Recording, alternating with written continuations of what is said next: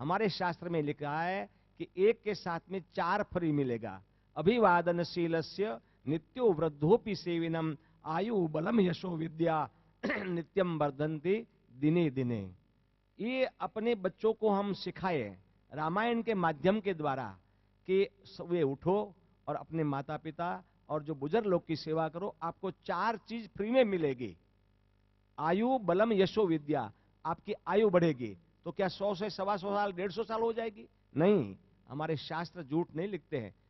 Accidentally death जो होती है, अकस्मात मृत्यु हो, वो कभी नहीं होगा। जो बच्चा अपने माता पिता को प्रणाम करेगा, अपने घर के बुजुर्ग को प्रणाम करेगा, उनको अकस्मात जिंदगी में कभी नहीं होगा। ये हमारे शास्त्र कहते हैं, भगवान श्री राम ने बताया है, खुद अपने अनुभव से बताया है। आयु बलम, बल मिलेगा। कैसा बल मिलेगा? किसी कोई वस्तु छीन लेने का बल मिलेगा? नहीं नहीं, किसी की कोई वस्तु नहीं लेने का मनोबल बढ़ेगा। विद्या मिलेगी, यश मिलेगा। कौन सी विद्या मिलेगी? साविद्या या विमुक्तये, मुक्ति की तरफ ले जाए वैसी विद्या मिलेगी।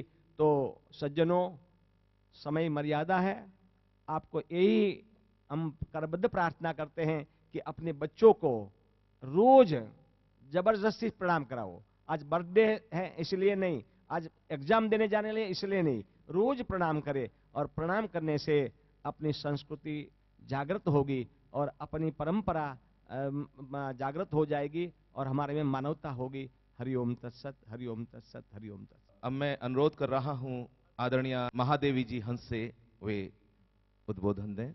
महादेवी जी हंस। मंच पे उपस्थित सभी श्री चरणों में मेरा सादर प्रणाम और इस सभागार में उपस्थित सभी सुधी जनों को मेरा प्रणाम स्वीकार हो। सबसे पहले तो मैं ये कहना चाहूंगी कि जिस सनातनी के दिमाग की ये उपज है, शायद मुझे उसके सनातनी होने पर ही बहुत बड़ा प्रश्न चिन्ह है। राम है नहीं है? अरे जो प्राण है, जहां से रोम रोम में राम है, सांस में राम है, जन्म के साथ हमारे भगवान श्री राम मंगलाचरण, विवाह, मृत्यु, जो जन्म से और मृत्यु की यात्रा तक जब हम सनातनी जिसके साथ करते हैं, आज वो कौन सी मानसिकता है, वो कौन लोग हैं जो इस पर प्रश्न चिन्ह उठा रहे हैं। यहाँ बहुत ही मुझसे बहुत बड़े, बहुत बुजुर्ग और ज्यादा अनुभवी लोग बैठे हैं। मैं चाहूंगी कि आज चर्चा इस बात पर हो जाए कि ऐसे प्रश्न चिन्ह उठाने वालों पर हमें कौन सा प्रश्न चिन्ह उठाना चाहिए और उनके लिए समाज में क्या स्थान होना चाहिए। छोटी छोटी चीजों का हम विरोध करते हैं और इस बात को चुपचाप झेल जाते हैं। एक छोटी सी चर्चा, किसी भी, मैं कम्युनिटी का नाम नहीं लेना चाहती, अगर कोई बात हो जाए तो कैसे सड़क पर हम उतर आते हैं। एक अदना सा मौलवी जिनको शायद काशी में बहुत कम लोग जानते होंगे, जब उनकी मृत्यु होती है तो पूरा का पूरा मदनपुरा जाम हो जाता है और किसी की हिम्मत नहीं होती है कि ट्रैफिक जाम के लिए पूछा जाए कि भैया दिक्कत क्या है, क्यों ट्रैफिक जाम हो गया। और इतना बड़ा प्रश्न चिन्ह उठाने वालों के लिए सनातनी क्यों नहीं सड़क पर आते? आना चाहिए। अगर हम सनातनी हैं, हम किस जाति से बिलोंग करते हैं ये अलग बात है। हम ब्राह्मण हैं अपने कमरे में, हम क्षत्रिय हैं अपने कमरे में, हम वैश्य हैं अपने कमरे में, हम शूद्र हैं अपने कमरे में। अरे सनातनी, जब सड़क पर उतरो तो सनातनी बन के उतरो और ऐसे प्रश्न चिन्ह उठाने वालों पे इतना बड़ा प्रश्न चिन्ह बना दो कि उनका जीना मुश्किल हो जाए। तुम प्रश्न करते हो कि राम का अस्तित्व है या नहीं? इन्हीं शब्दों के साथ जय श्री राम, धन्यवाद। मैं अनुरोध कर रहा हूं, राम जन्मभूमि से हमारे बीच में हैं संत मुनिदास जी, उनसे अनुरोध है कि वे आशीर्वचन दें। आदरणीय मंचस्थ परमाध्यक्ष श्री महाराज जी, उपस्थित सभी संत चरणों में साष्टांग दंडवत करते हुए और हमारे सम्मुख उपस्थित सभी भगवत भक्त वृंद उन सभी का अभिवादन करते हुए ये जो इरिट संस्था प्रयासरत है कि संपूर्ण ब्रह्मांड में भगवान राम की कीर्ति का, भगवान राम के कर्मों का, भगवान राम के सद्विचारों का प्रचार प्रसार हो, उसके लिए इरिट संस्था को कोटिशः धन्यवाद। और मैं आह्वान करूंगा यहां उपस्थित सभी भक्तों से कि आज से ही वो अपने घरों में श्री रामायण जी का पूजन प्रारंभ कर दे, क्योंकि रामायण एक ऐसा अनूठा ग्रंथ है। हमारे मर्यादा पुरुषोत्तम भगवान ने जो मर्यादा स्थापित कर गए इस जगत के लिए, आम जनता के लिए, मानव के लिए, वो कहीं और देखने को नहीं मिलता। आदर्श पुत्र की मर्यादा, आदर्श पति का मर्यादा, आदर्श भाई का मर्यादा, आदर्श मित्र का मर्यादा, यहां तक तो ठीक आदर्श शत्रु तक का मर्यादा उन्होंने स्थापित किया इस संसार में। तो हमारा यही आह्वान है, हम श्री अयोध्या जी से पधारे हुए हैं और संपूर्ण अयोध्या के तरफ से मेरा आप लोगों से आह्वान है कि आज से आप लोग अपने जीवन में अपने कुटुंबों के साथ, अपने बाल बच्चों के साथ श्री रामायण जी का अध्ययन करें और जितना हो सके उस भगवान राम के बताए हुए पथों पर चलने का प्रयास करें। और एक बार हमारे साथ प्रेम से बोलिएगा, जय श्री राम, जय श्री राम। आभार संत मुनिदास जी। अब मैं अनुरोध कर रहा हूं आचार्य राम नरेश वाजपेयी जी से, कृपया वे उद्बोधन दें, आशीर्वचन दें। परम श्रद्धेय मंच पर विराजमान प्रातः स्मरणीय पूजनीय महामंडलेश्वर गीता मनीषी जी, पूज्यपाद श्री ज्ञानानंद जी महाराज एवं समुपस्थित महान पुरुष संतवृंद, भगवत चरणानुरागी आप सब भगवत भक्त जनवृंद, पूज्यपाद स्वामी ज्ञानानंद जी महाराज के सानिध्य में आज जो ये रामायण पर इरिट संस्थान के सौजन्य से जो हम सब लोग एकत्र हुए, तो वास्तव में अगर देखा जाए तो ये इरिट संस्थान वालों का ही कर्तव्य नहीं है, हमारे और आप सबके जीवन का है। क्योंकि राम हमारी श्वास हैं।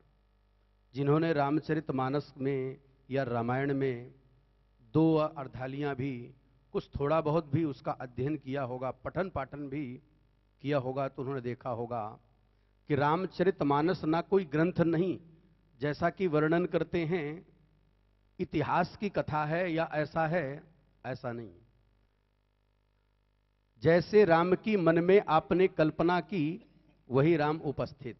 और अन्य की समय की बात छोड़ो, आप देखो गोस्वामी जी के युग काल में ही देखो, गोस्वामी जी ने स्वयं भरत यात्रा में, जिन्होंने मानस के अनेक ग्रंथों का अध्ययन किया है, उनमें गोस्वामी जी ने जरा जरा संकेत दिया है कि स्वयं अनेक स्थलों में वो स्वयं राम जी के दर्शनों में उपस्थित हैं। चाहे विवाह का प्रसंग रहा हो, चाहे जन्मोत्सव का प्रसंग रहा हो, चाहे भरत जी के साथ वन यात्रा का प्रसंग रहा हो, लेकिन अंतिम गोस्वामी जी ने एक सूत्र देते हुए मानस के माध्यम से बताया है कि मन क्रम वचन छाण चतुराई भजत कृपा करी हैं रघुराई। अर्थात राम के विषय में जो भी कुछ कहा जा रहा है वो सब लोग, आप सब लोग चिद परिचित हैं कि परमात्मा ही राम रूपी पहले भी थे और आज भी हमारे आपके सबके सानिध्य में उपस्थित हैं। इन्हीं सब शब्दों के साथ मैं पूज्यपाद मंडलेश्वर जी का भी धन्यवाद करते हुए और हमारे मंच पर विराजमान सब महान पुरुषों का, इरीट संस्थान का भी पूर्ण रूप से धन्यवाद करता हुआ, जो अच्छे आयोजन में लगे हुए हैं और आप सबको, हम सबको इस सुंदर प्रेरणा प्राप्त हुई है। प्रेम से बोलिए राजा रामचंद्र भगवान की जय। मैं अनुरोध कर रहा हूं मानस मर्मज्ञ परम पूज्य श्री अतुल कृष्ण जी महाराज से कि वे आशीर्वचन दें। महापुरुषों की कमी नहीं रही। राम भी अगर एक और महापुरुष हो जाते तो उनसे भी लोग क्या सीखते? वो तो परमात्मा ही हैं और वो मानव का जन्म लेकर हमारे बीच में इसलिए आते हैं कि मनुष्य उनकी सर्वश्रेष्ठ कृति है। ब्रह्मा जी ने जब मनुष्य का निर्माण किया तो उनके पास कोई दूसरा नोबेल प्राइज देने वाला तो वहां था नहीं, तो उन्होंने अपनी पीठ को स्वयं ही ठोक कर कहा कि सुकृतम सुकृतम सुष्ठु कृतम, ये मेरी सर्वश्रेष्ठ कृति है। जितने भी आकाश पाताल और धरती पर रहने वाले जीव हैं उन सब में केवल मनुष्य है जिसकी रीढ़ की हड्डी सीधी है और जो सिर उठा के चलता है। तो परमात्मा ने कहा तू अकेला है जो मेरे दरवाजे की कुंडी को खटखटा सकता है। जब मैं ध्रुव जी की कविताएं सुन रहा था तो मुझे लग रहा था कि जैसे ध्रुव तारा हमको आज भी आवाहन कर रहा है कि जैसे मैं परमात्मा की गोद में बैठ गया ऐसे आप सब भी परमात्मा की गोद में बैठ सकते हैं, आप सब भी उनके धाम तक पहुंच सकते हैं। उसकी प्रक्रिया क्या होती है यही हमको ग्रंथों से सिखाया जाता है, क्योंकि जब तक हम जानेंगे नहीं तब तक प्रेम कैसे बढ़ेगा। प्रेम कभी भी अनजान से नहीं होता और प्रेम कभी भी पराये से नहीं होता। ये दो शर्तें प्रेम की हैं। आप अगर भारत में रहते हैं तो आपका प्रेम अमेरिका से नहीं हो सकता, आपका भारत से ही होगा, क्योंकि आप भारत आपका अपना है।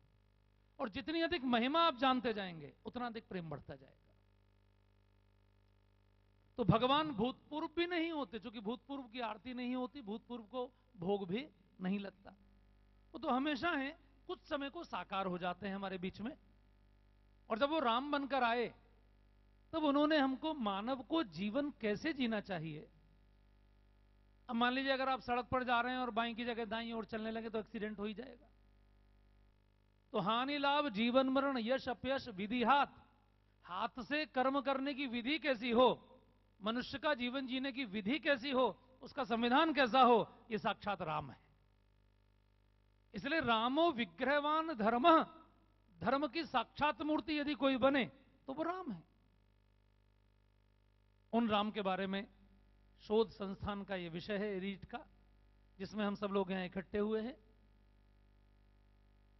हम उनके अंश हैं और हम भारत के वासी हैं। अभी बड़ा सुंदर प्रिंस ग्रुप का कार्यक्रम चल रहा था जिसमें तिरंगा 3 रंगों में रंगे हुए थे वो कलाकार।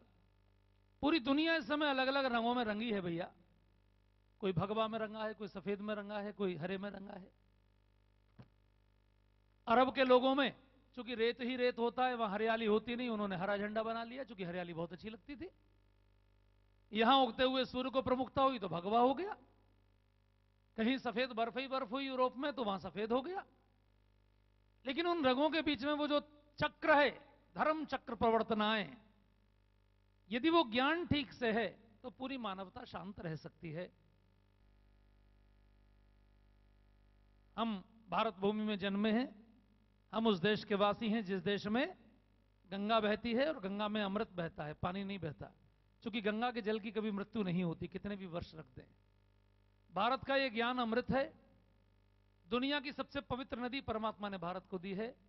दुनिया की सबसे ऊंची चोटी माउंट एवरेस्ट, जिसको सागर माथा कहते हैं, परमात्मा ने भारत को दी है।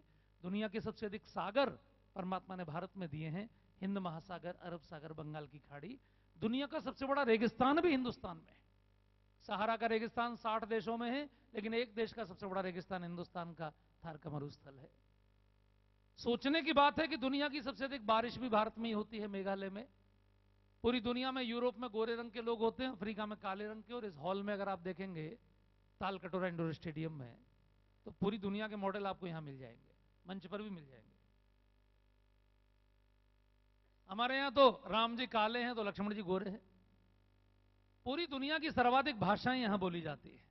कोस कोस पर पानी, 5 कोस पर वाणी बदलती है।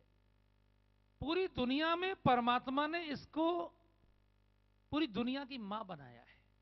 और इसी मां की कोख में जब भी उनको आना होता है तो वो स्वयं, बाकी जगह वो एंजल्स को भेजते हैं, देवदूतों को भेजते हैं, पैगंबरों को भेजते हैं, लेकिन जब उनको आना होता है तो वो साक्षात भारतवर्ष में आते हैं पूरी दुनिया को संदेश देने के लिए। अब यहां यह प्रश्न उठ सकता है कि उन्हीं को